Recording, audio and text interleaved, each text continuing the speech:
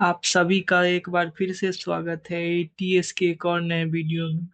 तो इस वीडियो में हम बात करेंगे कि 24 दिसंबर को जो भी ट्रेड लिया था उसमें क्या प्रॉफिट एंड लॉस रहा। उसके बाद आज का जो भी ट्रेड लिया था तो उसके पीछे का लॉजिक क्या था। तो चलिए स्टार्ट करते हैं आज का वीडियो। तो आज सेकेंड डे कंटिन्यूअस बहुत समझिए पिछले 1 मंथ से लगभग 2 दिन कंटिन्यूअस कभी लॉस नहीं हुआ था। तो आज तो समझिए कि 2 दिन का लॉस हुआ है और ऊपर से मैं पर डे 100 रुपीज की लॉस लेकर चलता हूँ। तो आज समझिए कि 2 दिन का लॉस जो कल छुट्टी है उसका भी लॉस हो गया। तो ये मैं पहले प्री डिफाइन था 100 ही, पर 200 कैसे हो गया तो वो देखते हैं। वो उसके पीछे क्या मतलब कि बैकग्राउंड था वो बात करते हैं। और फिर साइकोलॉजी कैसे रहा आज कंटिन्यूअस 2 दिन लॉस करने के बाद। तो चलिए स्टार्ट करते हैं। आज का दो ही स्टॉक्स में, वो भी केवल से एक एक ट्रेड लिया था, उसके बावजूद भी 200 का लॉस है। तो देखिए, जिसमें जेबीएम में था 50 रुपीज का लॉस एंड केवल पाइन लैब में 150 के आसपास का लॉस है। तो सबसे पहले जेबीएम को देख लेते हैं। और चलिए तो जेबीएम को देखते हैं। तो सबसे पहले मैं अगर बात करूं कि मैं पहले बैकग्राउंड बताता हूं आपको कि क्या चक्कर है आज के लॉस का पीछे। तो देखिए, मैं पहला ट्रेड हमारा हुआ था वो 11/22 में। और फिर समझिए मार्केट ओपन होता है 9:15। तो समझिए 2 आवर्स एंड 5 मिनट्स के बाद ये हमारा जो है फर्स्ट ट्रेड एग्जीक्यूट हुआ। तो इतना देर मैं वेट किया पेशेंटली, जो कि इतना देर वेट करने के बाद जो ट्रेड लिया, तो हो सकता है कि ये मतलब कि वो नहीं होता कि सारा दिन मैं अब बैठ नहीं सकता, मुझे ट्रेड लेना ही है, तो उस चुल में हो सकता है कि ये ट्रेड हुआ हो सकता है क्या अब मैं उसको कर रहा हूँ तो उसी चुल का ये ट्रेड था। जिसके कारण हमें लॉस हुआ है। तो ये मुझे एक्सेप्ट करना पड़ेगा क्योंकि मैं अपने आप को कंट्रोल नहीं कर पाया जिस हिसाब से करना चाहिए। अगर पूरा डे ट्रेड नहीं मिलता है तो होल डे मुझे स्क्रीन के सामने अगर बैठना भी पड़े तो बैठूं, पर कोई मतलब कि जिस ट्रेड में बिना लॉजिक का मैं ट्रेड ना लूं। तो अब इसके लिए कुछ ना कुछ करना पड़ेगा क्योंकि कल भी ऐसा हुआ था हमारे साथ और आज भी ऐसा हुआ।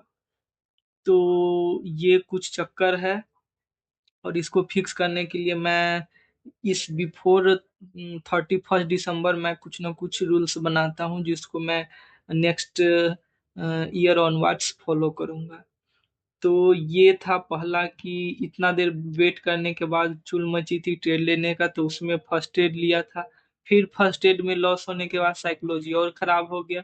उसके बाद जो पाइन लैब हुआ था तो उसमें का कुछ और चक्कर पड़ गया। तो चलिए वो भी सारा बात करेंगे, लेकिन सबसे पहले देख लेते हैं कि जेबीएमए का कितना बकवास ट्रेड मैं लिया था, उसके पीछे का क्या लॉजिक था। तो सबसे पहले देखेंगे कि मैं ये ट्रेड लिया था नियर अबाउट जो वही 11:22 के आसपास का।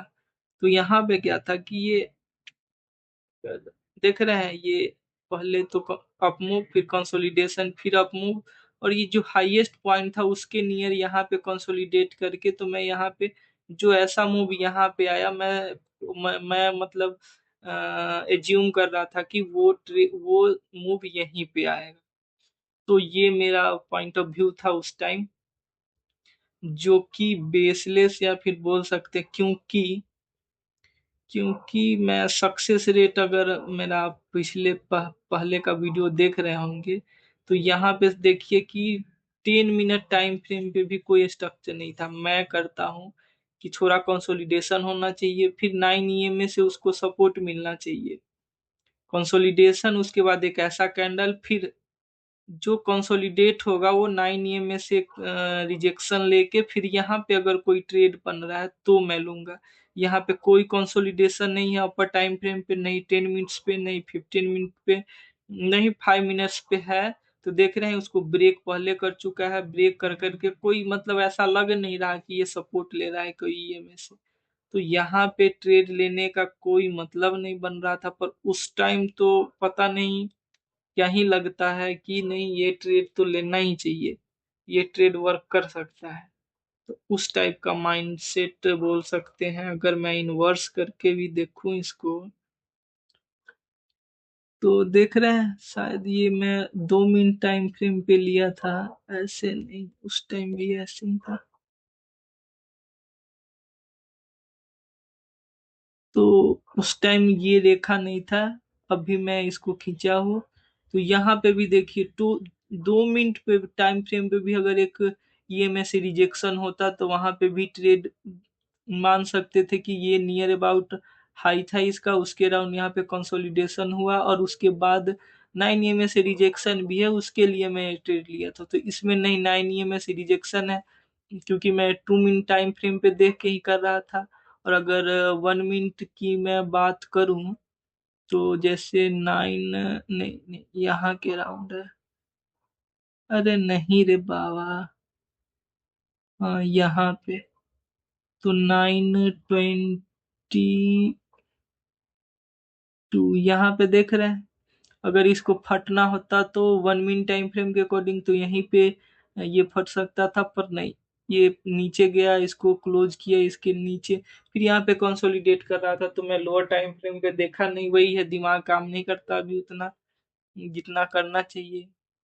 ठीक है, कोई बात नहीं, कुछ ना कुछ करे डिसीजन लेने पड़ेंगे मुझे खुद के लिए, तब होंगे। तो यहाँ के राउंड ऊपर से हमारे साथ ब्रोकर ने भी एक खेला कर दिया।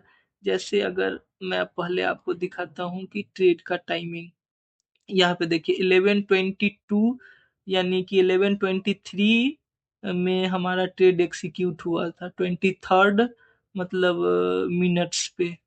तो 11:23 ये होगा, क्योंकि 21 है। अच्छा चलिए मैं 1 मिनट टाइम फ्रेम पे ही करता हूँ।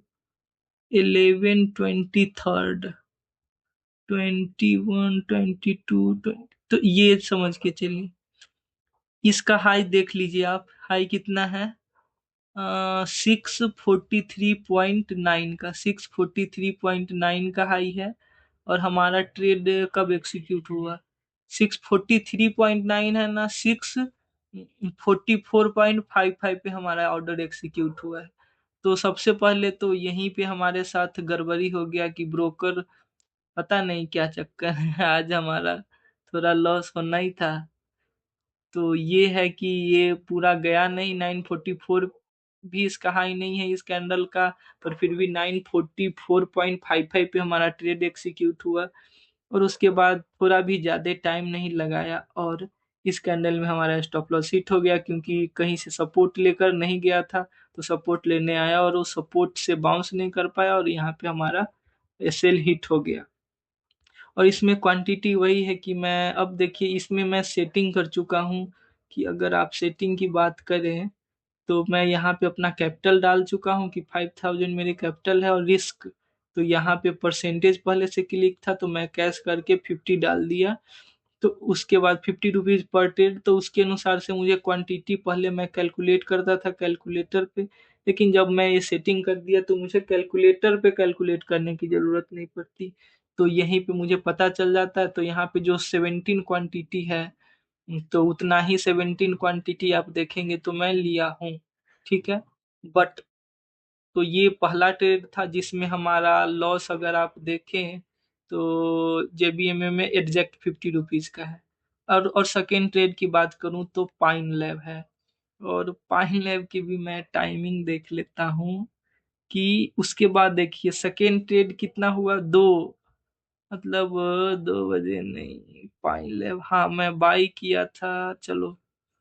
यहाँ पे बाई हुआ था कितना, 14:43, मतलब 2:43, 43 और 44 मिनट्स पे ये ट्रेड हुआ था। तो मतलब कि ड्यूरेशन देखिए, एटलीस्ट मैं इतना देर पेशेंटली वेट किया, ये एक पॉजिटिव मान सकते हैं, पर फिर भी मैं अपने आप को होल डे वेट नहीं करवा पाया, ये मतलब बोल सकते हैं कि ये गलती है। एक तो लिया था 11 बजे, फिर उसके बाद समझिए कि 2.5 घंटे बाद, 11 के बाद 3.5 घंटे बाद दूसरा ट्रेड लिया जिसमें लॉस हुआ। तो इतना देर वेट किया उस टाइम, वो हो सकता है ना कि चलो आज का डे ये प्रॉफिट नहीं रहा, या फिर कोई ट्रेड भी नहीं लिया तो वही 100 रुपीज लॉस कर लो। वही है कि ये पूरा माइंडसेट से और था कि कैसे आज ट्रेड नहीं लिया, तो ये चुल से सेकेंड ट्रेड भी लिया। और इसमें क्या हुआ कि हमारा जो ये लॉस है वो 144 हो गया, जो कि एक ट्रेड में मैक्सिमम 44 या फिर 50 रुपीज का लॉस होता, पर यहाँ पे समझिए 100 रुपीज का लॉस एक्सेस हो गया। और इसके पीछे का क्या कहानी है कि मैं मोबाइल से मैं थोड़ा उस टाइम मैं चला गया था बाथरूम, और उस टाइम मेरे पास केवल एक मोबाइल मैं लेकर गया था। पहले देखा था कि पाइन लैब हो सकता है कि, तो मेरे पास वहां पे केवल मोबाइल था, मैं मोबाइल में देख रहा था।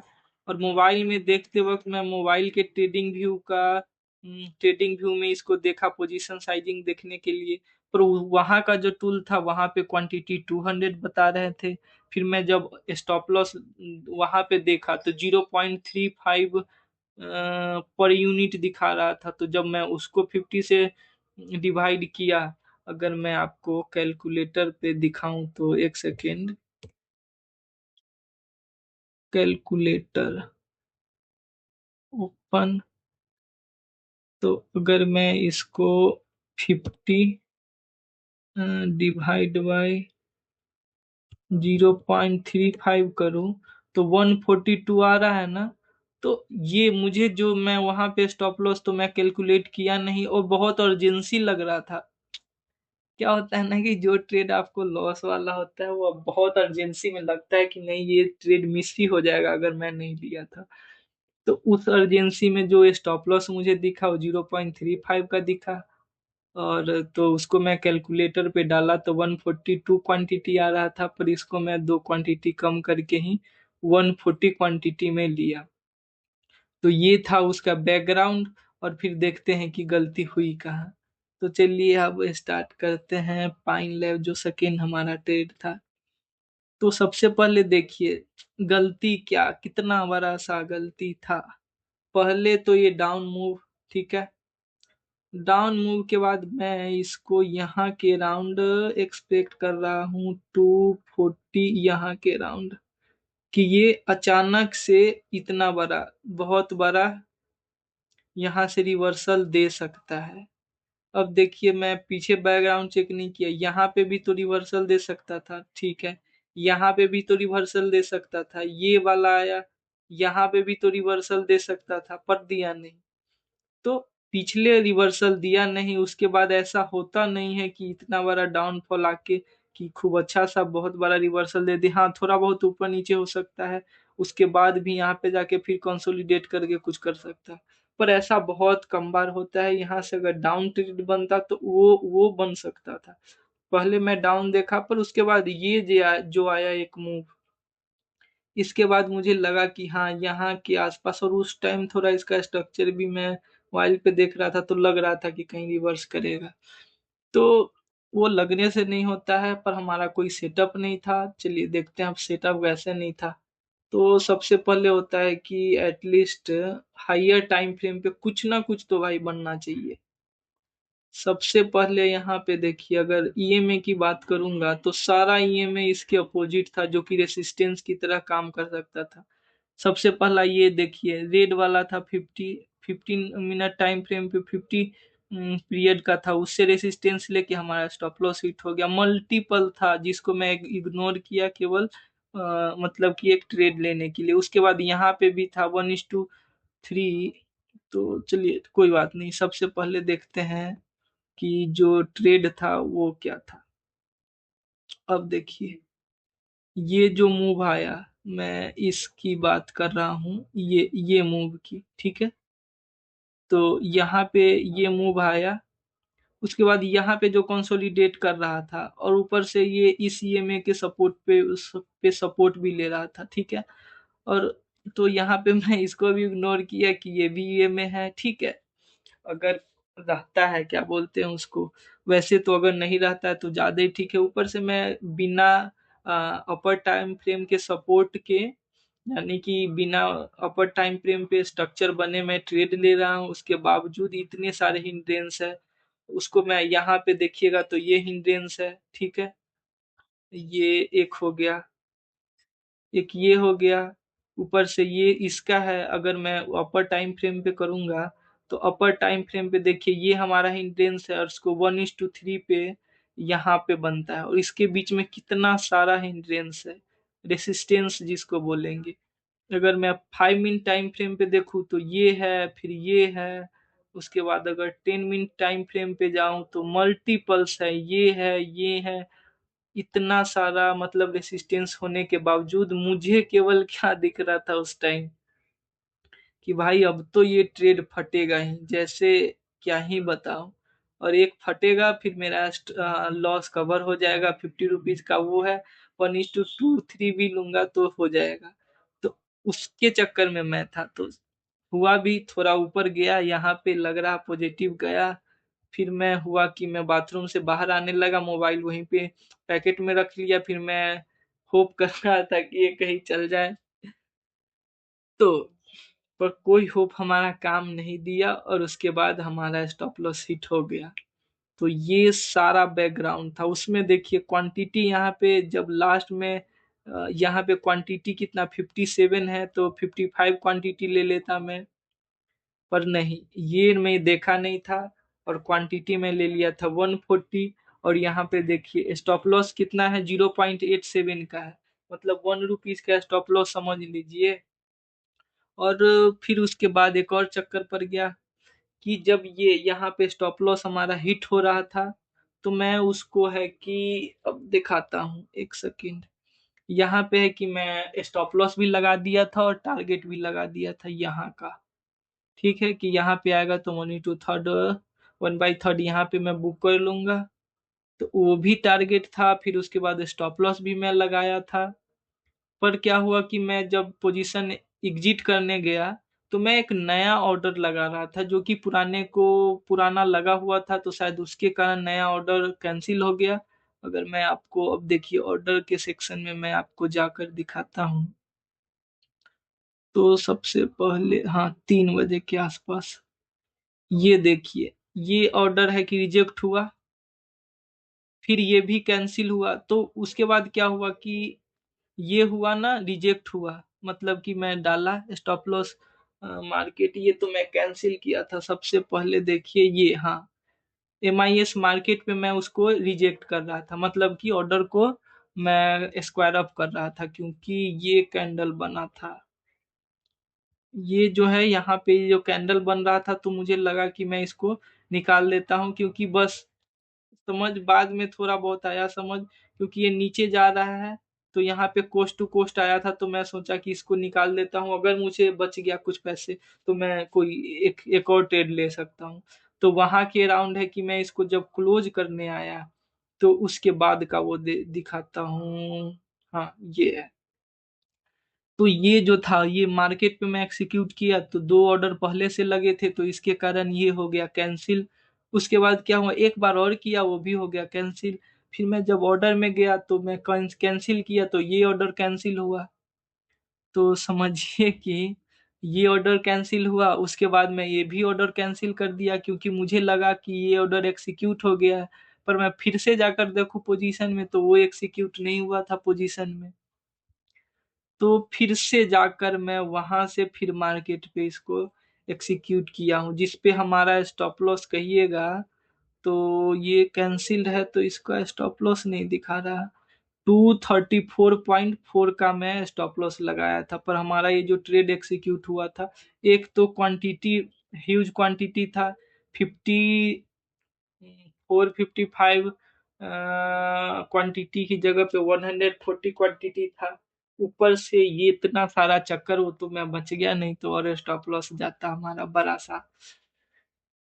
तो ये सारा चक्कर था, और इस सब के कारण जो आज का टोटल लॉस हो गया वो 194 का हो गया, जो कि अब मैं कल इसके लिए डिसाइड करूंगा कि फ्राइडे को मुझे ट्रेड करना है कि नहीं करना है, और करना है तो किस किस रूल के थ्रू मुझे ट्रेड करना है, क्योंकि यहाँ पे 2 दिन 2 ट्रेडिंग सेशन का मैं स्टॉप लॉस एक दिन में लूज किया हूँ। तो ये सारी कहानी है आज की। तो आपको अगर ऐसे ही वीडियो पसंद आते हैं, हमारा एक समझिए कि ट्रेडिंग ब्लॉग टाइप अगर आपको अच्छा लगता है, तो चैनल को सब्सक्राइब कीजिए, वीडियो को लाइक करिए, और फिर ऐसे ही आगे मिलते हैं और भी नए वीडियो में।